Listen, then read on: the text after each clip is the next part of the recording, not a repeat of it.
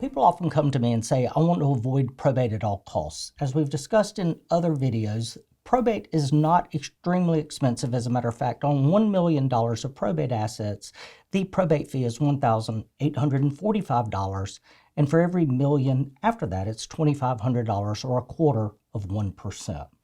But let's talk about some other things that people assume. Number one, people assume that when you place your property into a revocable trust, that they are insulated or protected from creditors. That's absolutely not true. What you are creating with a revocable trust, you have the ability to take these assets, let's say these are your personal assets, and this is your trust. Since it's a revocable trust, you can reach in the bag at any time and take the asset out, put it in your name, or you can put more assets in. It's completely revocable because you have that ability to reach in the bag and to retrieve your assets, so do your creditors. So there is no protection from creditors with a revocable trust. Other people state, well, it takes forever to go through probate. Yes, it does take a period of time. Under the probate system in South Carolina, creditors have an 8-month period to raise their hand and say, hey, don't give Jim's assets to his heirs because he owed us money. That's true in probate. But guess what?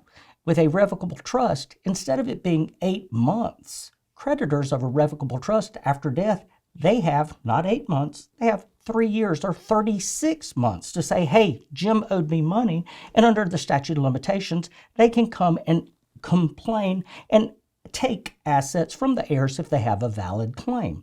So the idea that a revocable trust is faster is just not true. The other aspect of a revocable trust that's problematic to me is it requires a tremendous amount of discipline to avoid probate. Essentially, what that means is you have to die having no probate assets. And that's very hard for people to do. People will create this revocable trust and they'll put their assets into the trust, but then they'll buy a car, but they put that in their name.